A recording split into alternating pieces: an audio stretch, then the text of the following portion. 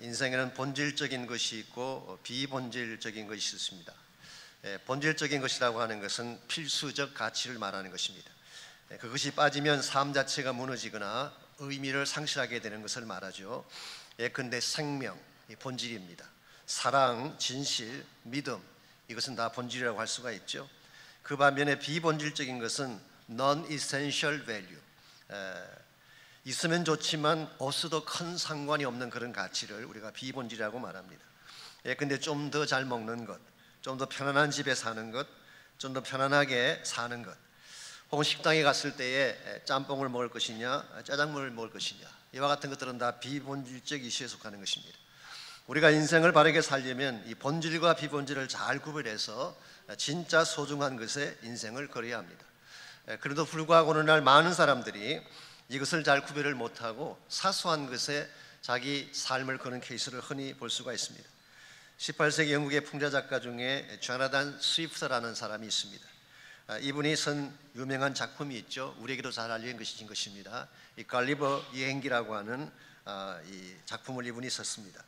그게 보게 되면 소인국 사람들이 서로 싸우고 전쟁을 해서 수만 명이 죽는 그런 참사가 일어납니다. 그 싸움의 발달이 뭔지 아시죠? 삶은 계란을 까먹을 때에 계란의 넓은 쪽을 먼저 깨뜨리느냐 좁은 쪽을 먼저 깨뜨리냐, 이것 때문에 넓은 계란파, 좁은 계란파가 나누어져서 서로 투쟁하며 죽이는 일이 벌어진 것입니다. 계란 삶아 먹는 게 뭐가 중요하다고, 삶아 먹든지 후라이해 먹든 그건 사실은 넌 이슈에 속하는 것이죠. 그런데 이와 같이 작은 것에, 사소한 것에 우리 인생을 걸기 때문에 인생이 힘들어지고 잘못되는 케이스를 많이 볼 수가 있습니다. 가정생활 가운데서도 부부싸움이 일어나는 많은 경우가 사소한 문제 때문이죠. 혹시 세계 평화 때문에, 민족 통일 문제 때문에 다툰 분 혹시 계시나요? 대부분은 밥 먹다가 싸우고 설거지하다 싸우고, 심지어 교회의 분쟁도 가만히 보면은 넌 이슈 때문에 일어나는 케이스가 많이 볼 수가 있습니다. 미국 사람들이 잘 아는 조크 중에 이런 이야기가 있잖아요. 텍사스의 한 교회에 세족식 하는 교회가 있었는데 이 목사님이 세족식을 할 때마다 왼발부터 씻겨주셨어요. 여기에 불만을 푸는 한 집사님이 목사님께 부탁을 했습니다. 다음번에는 꼭 오른발부터 씻겨주세요. 이 부탁을 드렸음에도 불구하고 이 목사님이 그 다음 세족식에 또 왼발을 씻겨드리자 화가 난 이 집사님이 교인들을 데리고 나가서 건너편에 교회를 세웠습니다. 교회 이름을 오른발 교회라고 붙였다고 합니다. 여러분, 오른발이면 어떻고 왼발이면 어떻습니까? 이건 다 부차적이고 비본질적인 넌 이슈인 것입니다. 여기에 우리의 목숨을 걸게 되면 우리 인생의 방향도 흐트러지게 되고 삶도 삐뚤어지게 되는 것입니다. 그러므로 여러분 가지가 정말 건강하고 열매가 있는 크리스찬 삶을 누리기를 정말 원한다면 비본질과 본질을 잘 구별을 해서 본질의 우리 삶을 걸어야 하는 것입니다. 우리가 그리스도인으로서 우리 삶을 걸어야 될 본질은 과연 무엇일까요? 성경 전체를 한마디로 요약해 말씀드리자면 우리 신앙의 본질은 하나님입니다. 그분을 만나고 그분의 뜻을 따라 사는 삶이 성경이 제시하고 있는 기독교 신앙의 본질이라고 할 수가 있습니다. 근데 만일 여러분이 하나님이라고 하는 절대 존재를 도외시한 채 다른 것의 삶을 걸고 살아가게 된다면 여러분의 인생은 혼란 가운데 빠지게 되고 참으로 맺어야 될 열매를 맺지 못하는 것입니다. 그러므로 오늘 아침 우리 모두가 물어야 될 질문이 여기 있습니다. 어떻게 하면 그리스도인으로서 비본질에 끌려가지 않고 본질이신 하나님을 따라 바르게 살아갈 수 있을지, 오늘 주신 이 본문을 가지고 이것을 함께 정리해 보려고 합니다. 오늘 같이 이 본문에 보시면은 우상에 제물이 바쳐진 문제, 음식을 먹는 문제를 사도 바울이 다루고 있습니다. 지난번에 잠깐 소개해드린 것처럼 고린도전서 7장부터 16장까지는 고린도 교회가 물었던 7가지 질문을 다룬다고 말씀드렸죠. 7장에서는 결혼에 대한 이슈를 질문했고 거기에 대한 답변을 사도 바울이 적어서 보냈습니다. 오늘 본문에서 시작되는 8장에는 우상에 바쳐진 제물, 즉 고기를 먹는 이슈를 가지고 질문을 던졌습니다. 여러분의 이해를 돕기 위해서 조금만 그 배경을 설명해 드리자면 이 고린도 지역은 우상 숭배가 성행했던 도시였습니다. 다신 사상을 가진 지역이 있기 때문에 곳곳에 우상을 만들고 또 우상을 섬기는 제단들이 있었습니다. 그리고 그 제단에는 밤마다 수많은 짐승들이 제물로 바쳐지게 되죠. 이와 같이 바쳐진 제물들은 그 다음 날이면 어김없이 고린도 시장에 나와서 판매가 됐습니다. 그러므로 고린도 시장에서 고기를 사 먹게 되면 이 고기는 대부분 어떤 고기일까요? 우상에 바쳐진 제물일 가능성이 많습니다. 이것이 교회 안에서 이슈가 된 것입니다. 과연 우상에 드려졌던 제물인 고기를 먹어야 되느냐, 먹지 말아야 되느냐, 여기에 대해서 교회 안에 두 가지 파가 나누어졌습니다. 유대교에서 개종한 성도님들, 즉 한때는 유대 종교를 믿던 사람인데 예수님 만나서 크리스찬이 된 케이스, 초대교회는 이런 사람들이 많이 있었어요. 우리 흔히 말하는 주이시 크리스찬이죠. 이 사람들은 이 문제에 대해서 절대적으로 노라고 말을 합니다. 유대인의 전통에 의하면 우상 제물은 절대 먹을 수가 없는 것이기 때문에. 그 반면에 헬라 사상에 젖은 사람들은 why not? 고기인데 먹으면 유익한데 왜 먹지 말라고 하는 것이냐, 이것이 서로 갈등을 이루고 고기파와 비고기파가 서로 알교하는 가운데 있을 때에 우리가 이 문제를 다룰 것이 아니라 사도 바울 선생에게 물어보자, 그래서 질문을 던진 것입니다. 이와 같은 그들의 질문에 대해서 사절을 보시면 사도 바울이 다음과 같이 답을 주고 있습니다. 그러므로 우상의 제물을 먹는 일에 대하여는 우리가 우상은 세상에 아무것도 아니며 또한 하나님은 한 분밖에 없는 줄을 아노라. 여기서 바울은 분명하게 밝힙니다. 우상은 아무것도 아니다. 우상은 nothing이다. 그러므로 우상에는 생명도 없고 아무런 능력도 없다. 이것이 바울의 의견입니다. 시편 115편 4절에서 8절까지를 보면 우상은 은과 금이요 사람이 손으로 만든 것이라. 입이 있어도 말하지 못하며 눈이 있어도 보지 못하며 손이 있어도 만지지 못하며 심지어 작은 소리조차 내지 못한다. 그렇게 기록되어 있어요. 이사야 41장 24절에도 보라 너희는, 여기서 너희는 우상들을 말합니다. 이방신을 말하는데요, 너희는 아무것도 아니며 너희 일은 허망하다. 그렇게 기록했어요. 이런 측면에서 우상은 성경적인 면에서 봤을 때에 아무 가치가 없는 생명도 없는 존재라고 말할 수가 있습니다. 만일 우상이 아무 가치가 없는 생명이 없는 존재라면 우상에 바쳐진 제물도 마찬가지일 것입니다. 사실 이것은 먹든지 먹지 아니하든지 큰 이슈가 아닌 것입니다. 소위 말해서 비본질적 이슈에 속하는 것, 여기에 목숨 걸 필요가 없다, 그런 뜻입니다. 그래서 바울은 우상이 아무것도 아니고 우상에 바쳐진 제물도 넌 이슈라는 사실을 밝히면서 우리 모두가 붙잡아야 될 참신앙의 본질을 소개하고 있습니다. 그 본질이 뭘까요? 하나님은 한 분밖에 없는 줄 아노라. 한 분밖에 안 계신 하나님, 바로 이 하나님이 우리 모두가 붙잡아야 될 믿음의 본질이다, 그렇게 말씀하고 있습니다. 하나님 이외의 다른 모든 것은 비본질이에요. 물질이든지 권력이든지 명예든지 그것은 다 비본질인 것입니다. 만약 여러분과 제가 이 비본질에 우리의 인생을 걸고 살아가게 된다면 언젠가는 여러분이 실망하게 되고 흠함을 느끼게 될 것입니다. 그러나 비본질이 아닌 하나님에게 인생을 걸게 된다면 하나님은 생명의 근원이 되시고 모든 축복의 근원이 되시기 때문에 하나님에게 여러분의 인생을 걸게 된다면 여러분의 삶은 아름답게 되고 귀한 열매를 맺게 될 수밖에 없을 것입니다. 이런 의미에서 우리가 정말 이 아침에 확인해야 될 중요한 사실이 있습니다. 나의 인생은 비본질인 세상 끝에 인생을 걸고 사는 삶인지, 아니면 우리의 창조자, 우리 인생의 주인 되시는 하나님에게 내 인생을 걸고 살아가는 것인지, 여러분과 제가 이 질문에 대해서 어떻게 답변하시냐에 따라서 여러분이 살아가야 될 방향도 달라지게 되고 맺게 될 열매도 달라지게 되는 것입니다. 우리는 당연히 그리스도인으로서 본질 되신 하나님을 붙잡아야 되고 그분의 뜻을 행하며 살아야 될 줄 믿습니다. 그렇게 할 때에 하나님이 기뻐하는 열매가 맺혀지게 되고 하나님 안에서 건강하고 견고한 삶을 누리게 되는 것입니다. 여러분과 제가 비본질이 아닌 본질이신 하나님을 붙잡고 살아가려면 과연 우리 인생에 무엇이 필요할까요? 오늘 본문에 보게 되면 하나님을 붙잡고 사는 사람이 꼭 가져야 될 세 가지 중심이 오늘 본문에 소개가 되고 있습니다. 즉 우리 삶을 이끌어가는 중심축이라고 할 수가 있습니다. 우리가 하나님 중심으로 살기 위해서 해야 될 첫 번째 중심축이 사랑입니다. 사랑 중심의 삶을 살아가야지 여러분과 제가 하나님이 기뻐하는 열매를 맺을 수가 있습니다. 1절 말씀 다시 읽어드립니다. 우상의 제물에 대하여는 우리가 다 지식이 있는 줄을 아나 지식은 교만하게 하며 사랑은 덕을 세우나니 그랬습니다. 여기 지식이란 단어가 나오고 사랑이란 단어가 나옵니다. 이 지식은 우리가 흔히 말하는 knowledge, 지성적인 지식의 양을 말하는 것입니다. 우리가 인생의 문제를 풀어갈 때에 지식 중심으로 풀어갈 수가 있죠. 오늘 세상을 살아가는 많은 사람들은 지식 중심으로 인생의 문제를 풀어갑니다. 그래서 오늘 본문에서 바울이 말하기를 우리가 다 지식이 있는 줄을 아나. We all have knowledge. 사실 이 말은 사도 바울의 말이라기보다는 고린도 성도들이 평소에 늘 하던 이야기를 인용한 것이에요. 평소에 너희들이 늘 말하지 않았느냐? We all have knowledge. 헬라 사람들은 지식을 굉장히 중요하게 생각했습니다. 헬라 철학을 중요하게 여기고 세상 지식의 양을 중요하게 여겼죠. 그러므로 자기들 스스로 말하기를 우리도 알 만큼 안다. 우리도 세상을 판단할 만한 지식을 다 가지고 있다. 이게 평소에 그들이 늘 하던 말입니다. 그런데 지식은 교만하게 한다. 지식의 기능은 우리를 세우고 건강하게 만드는 것이 아니라 교만함으로써 남들을 파괴시키고 부수는 역할을 한다. 그 뜻이에요. 뿐만 아니라 2절 말씀 보게 되면 누구든지 무엇을 아는 줄로 생각하면 아직도 마땅히 알 것을 알지 못하는 것이다. 이 지식에는 한계가 있다 그 말이에요. 여러분, 가져가 아무리 많은 양의 지식을 가져도 사실은 전체를 다 알 수는 없어요.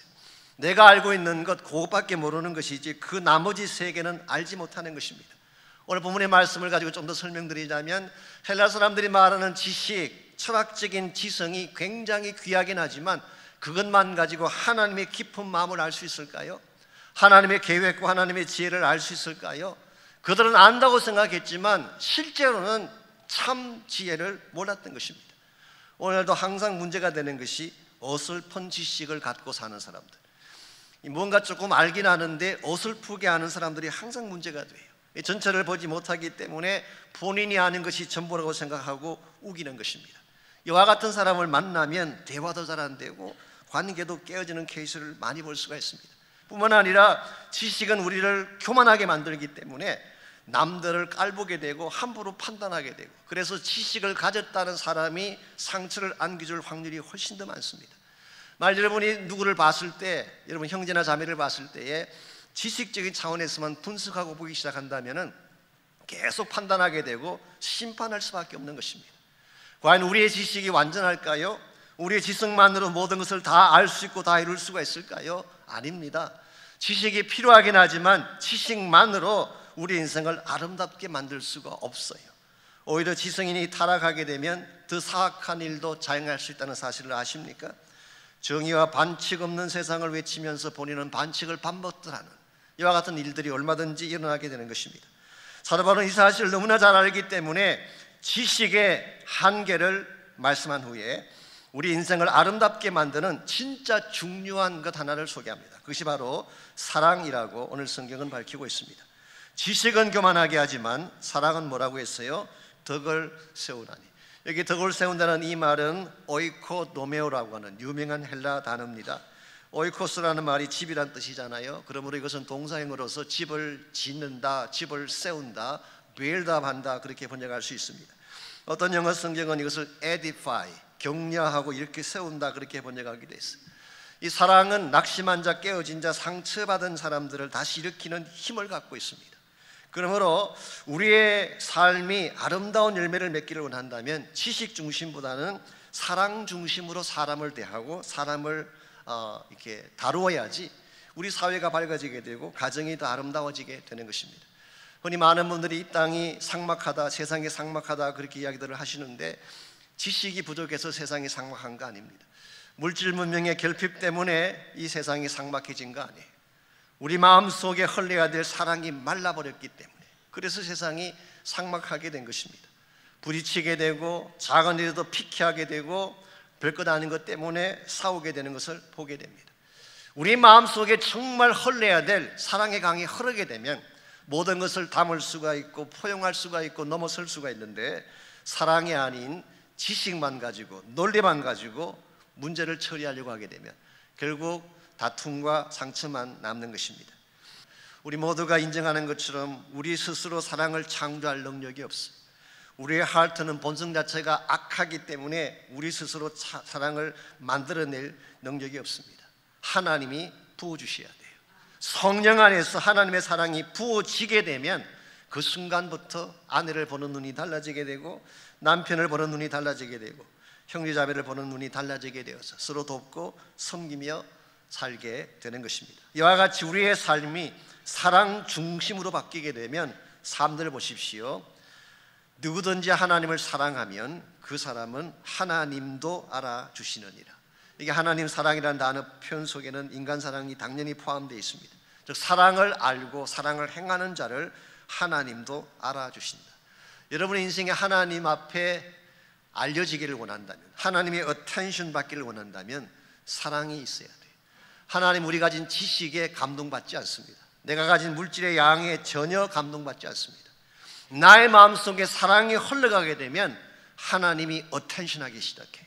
나를 알아주기 시작하고 나를 인정해주기 시작합니다. 그러므로 여러분과 제가 진정한 차원에서 예수님의 제자가 되고 하나님을 기쁘시게 하는 삶을 살기를 원한다면 지식 중심이 아니라 사랑 중심으로 바뀌어져야 돼요. 두 번째로 우리가 신앙의 본질이신 하나님을 추구하기를 원한다면 주님 중심의 삶을 확립해야 됩니다. 주님 중심의 삶. 5절 말씀 보겠습니다. 비록 하늘에나 땅에나 신이라 불리는 자가 있어 많은 신과 많은 주가 있으니 Many gods, many lords. 여기서 말하는 신은 물론 캐피털 G가 아니고 스몰 G입니다. 헬라의 여러 신들을 말하는 것입니다. 롤드도 마찬가지 스몰 L을 쓰고 있습니다. 이게 사실은 그 당시 그레코 로만 세계에서 다신을 섬겼던 문화를 잘 반영하고 있는 것입니다. 그래서 그 사람들은 한 신을 섬기는 것이 아니라 many gods, 하늘의 신, 바다의 신, 여러 종류의 신들을 그들은 섬겼어요. 그리고 그들이 따라야 될 주도 여러 계층이 있었습니다. 오늘날 이 땅을 살아가는 많은 사람들이 이 케이스에 속하지 않는지 모르겠어요. 오늘 이 세상 사람들은 다양한 차원의 신을 추구합니다. 그러다 보니까 삶이 산만하고 방향이 없는 것입니다. 요즘 젊은 사람들이 가장 숭배하는 신이 뭘까요? 주식인가요? 엔터테인먼트? 아니면 뱅크 어카운트? 어떤 젊은 사람에게는 전화기가 아마 무엇과도 바꿀 수 없는 신의 코라기도 합니다. 다른 건 다 굶어도 괜찮은데 밥은 굶을지라도 전화기는 굶을 수가 없는, 이게 요즘 젊은 세대들의 가치관이잖아요. 오늘 우리 마음을 붙잡고 있는 수많은 잡다한 신들, 내 마음을 장악하고 있는 잡다한 주들, 여러분이 그게 여러분의 마음을 뺏기게 되면 여러분은 방향을 잃을 수밖에 없어요. 혼란 가운데 살게 되고 산만한 삶을 살 수밖에 없는 것입니다. 그러나 6절을 보십시오. 그러나 우리에게는 한 하나님, one God, 한 하나님, 곧 아버지가 계시니 만물이 그에게서 났고 우리도 그를 위하여 있고 또한 한 주, one Lord입니다. 한 주 예수 그리스도께서 계시니 만물이 그로 말미암고 우리도 그로 말미암아 있느니라. 여기에 우리 모두가 집중해야 될, 내 삶의 중심 축을 두어야 될 하나님의 존재가 잘 설명되고 있습니다. 한 하나님, 바로 이분이 천지를 창조하신 위대한 하나님이신데 이분을 아버지라고 표현하고 있습니다. 멀리 계시고 너무 크게 보였던 그 하나님이 퍼스널한, 가까이 계신 나의 하나님 되심을 말한 것이죠. 한 주 예수 그리스도, 이 주님이 바로 여러분과 저를 위해 죽으시고 부활하신 바로 그 주님을 말하는 것입니다. 이 하나님과 나의 관계가 바르게 정립이 되어서 우리 삶의 모든 것이 하나님을 축으로 해서 돌아가기 시작할 때 여러분이 받게 될 축복은 엄청난 것입니다. 최소한 오늘 본문에 의하면 두 가지 축복을 누릴 수가 있어.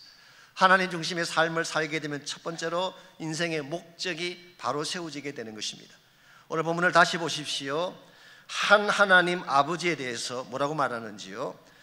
만물이 그에게서 났고 우리도 그를 위하여 있고 그랬어요. 영어 성경 보시면은 For whom we live, 바로 하나님이 우리가 살아야 될 목적이다, 그런 뜻이에요. For him we live, 그분을 위해서 우리가 사는 것입니다. 여러분과 저의 삶의 중심축이 하나님이 되면 인생의 목적이 하나님이 되고 목적이 바로 되는 것입니다. 두 번째로 인생의 모든 축복들을 공급받게 되는 것, 이게 바로 오늘 예수 그리스도를 통해서 누리게 될 복이라고 할 수가 있습니다. 한 주 예수 그리스도는 우리도 그로 말미암아 있느니라. 영어 성경 보시면 Through him we live, 그분을 통하여 우리가 살고 있다. 오늘 우리 삶 가운데 주어진 모든 축복은 사실은 그분에게서 온 거예요. 구원이 어디서 왔나요? 예수님부터 왔습니다. 우리가 누리는 생명이 어디서 왔나요? 예수님부터 왔었어요. 내가 지금 행사하는 능력이 다 어디서 왔나요? 주님으로부터 왔어요. 우리 마음속에 품고 있는 장래의 소망이 다 어디서 왔습니까?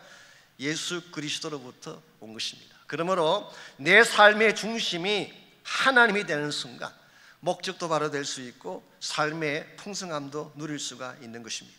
이런 의미에서 주님 없이 내 마음대로 사는 삶, 이건 굉장히 무모할 뿐만 아니라 위험한 인생관이라고 생각할 수가 있습니다. 어디로 가야 할지 모르기 때문에, 더구나 인생에 문제가 생기고 난관이 찾아왔을 때에 누구에게 도움을 청할 수가 있겠어요? 근데 하나님 중심으로 사는 사람은 인생에 평탄할 때도 문제가 없지만 인생의 어려움이 찾아와도 염려할 것이 없습니다.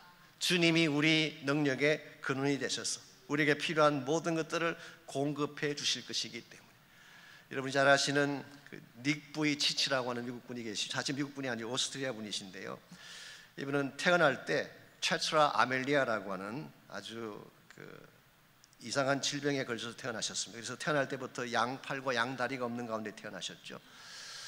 수없이 좌절도 하고 수없이 자살도 시도했다고 합니다. 그랬는데 예수님 만나면서 인생이 바뀌게 되고 전 세계를 다니면서 복음을 전가하는 그런 사역자로 쓰임받고 있지 않습니까?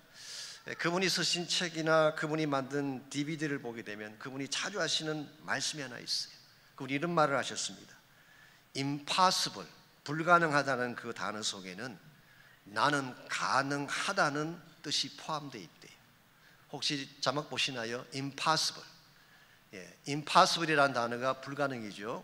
그런데 그걸 떼어 읽으면 I am possible이에요. 그래서 impossible, 불가능이라고 그렇게 적었지만 거기에 아토스트로피라고 하는 약을 표현하는 그걸 붙이게 되면 I am possible. 전 여기에 굉장히 중요한 인사이트가 있다고 생각합니다. 여러분이 여러분 자신을 바라보면 인생은 impossible이에요. 안 되는 것뿐이에요. 그런데 시선을 돌려서 그리스도를 바라보면 I am possible. 오늘 우리 인생 가운데 수많은 불가능이 있고 수많은 난관들이 있지만 어떤 impossible이 나에게 찾아와도 그리스도 안에 중심축을 둔 사람은 I am possible을 선포할 수가 있는 것입니다. 이게 우리를 살게 하고 우리를 능력 있게 만드는 것입니다. 오늘 저녁 오후에 우리가 중보기도 축제를 갖게 되는데요, 중보기도 축제가 바로 우리의 불가능을 I am possible로 바꿀 수 있는 자리예요. 여러분이 어떠한 불가능의 문제를 가지고 오셔도 하나님 앞에 나오셔서 그 문제를 올려드리게 되면 impossible이 I am possible로 변하게 되는, 이게 오늘 성경이 말하고 있는 그리스도 중심으로 사는 사람의 축복입니다. 마지막으로 여러분과 제가 신앙의 본질이신 하나님을 향해 살기를 원한다면 가치의 중심이 바로 되어야 되는 것입니다. 우리 가치 중심, 즉 세상적인 가치가 아니라 하나님이 기뻐하시는 가치로 우리 중심이 바뀌어질 때에 여러분과 저의 인생이 진짜 맺어야 열매를 바로 맺을 수가 있습니다. 7절 말씀, 그러나 이 지식은 모든 사람에게 있는 것은 아니므로, 이 지식이 받는 말이 무엇일까요? 아마 4절에서 6절까지 기록된 하나님은 한 분밖에 안 계시고 우상은 가짜다, 바로 그것을 받는 말입니다. 이 지식은 모든 사람에게 있는 것은 아니므로 어떤 이들은 지금까지 우상에 대한 습관이 있어 우상의 제물로 알고 먹는 거로 그들의 양심이 약해지고 더러워지느니라. 성도들 가운데 어떤 사람은 지금까지 우상에 대한 습관을 갖고 오랫동안 우상을 섬겨왔던 관행이 있기 때문에 예수를 믿은 이후에도 자기 삶 속에 새겨진 우상의 잔재를 버리지 못한 것입니다. 이런 케이스는 우상의 제물이 항상 이슈가 돼요. 먹을 때마다 양심의 가책이 되고 문제가 되는 것입니다. 즉 이 먹는 고기 문제를 벗어나지 못하게 된다는 뜻이에요. 그러나 8절 보십시오. 음식은 우리를 하나님 앞에 세우지 못하나니, 우리가 먹지 않는다고 해서 더 못 사는 것도 아니고 먹는다고 해서 더 잘 사는 것도 아니니라. 여기서 말하는 음식은 더 정확하게 말하면 고기를 말하는 것입니다. 킹 제임스 버전은 고기라고 번역을 했어요. 고기는 우리를 하나님께 가까이 나아가게 하는데 아무런 도움이 되지 않는다. 여러분, 고기를 많이 드신다고 하나님 앞에 더 가까이 나갈 수가 있어요? 먹는 문제는 하나님께 미닝리스하다 그 뜻이에요. 먹지 않는다고 해서 못 사는 것도 아니고 먹는다고 해도 잘 사는 것도 아니다. 쉽게 말하면 잘 먹고 잘 먹지 못하는 것은 넌 이슈다, 본질이 아니다, 참된 가치가 아니다, 그런 뜻입니다. 혹시 여러분께서 다른 사람보다 좀 잘 먹지 못한다고 낙심한 분이 계시나요? 낙심할 필요 없다는 것입니다.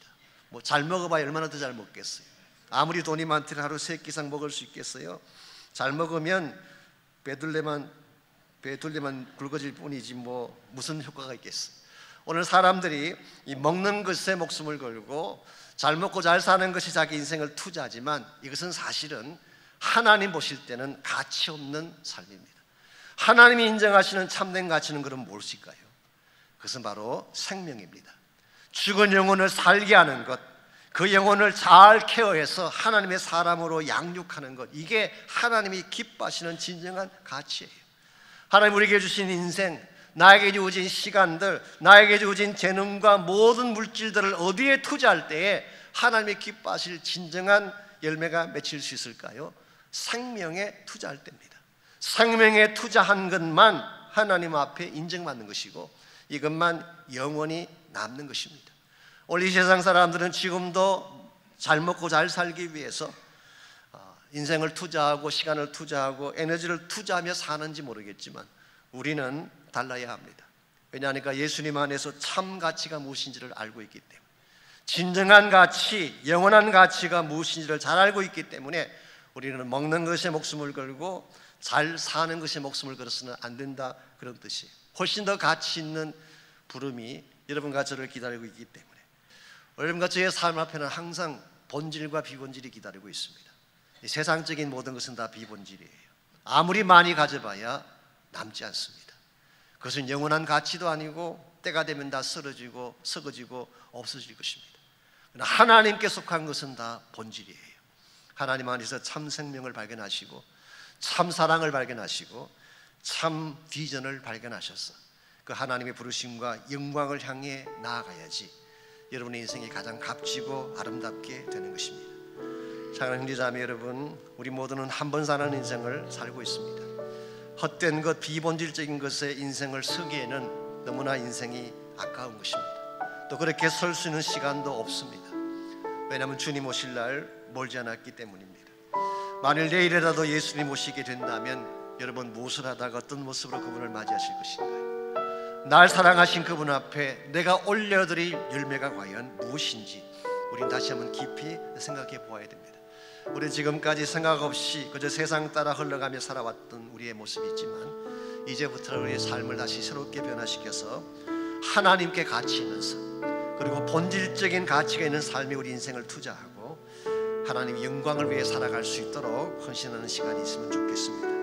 우리 모두가 세상에 얽매여 사는 자가 아니라 오직 주님의 사랑에 매여 사는 자가 되어서 소망의 언덕 거룩한 땅에서 주의 사랑을 표현하고 하나님 나라를 선포하며 살아갈 수 있도록 결단하며 헌신하는 시간이 있기를 바랍니다.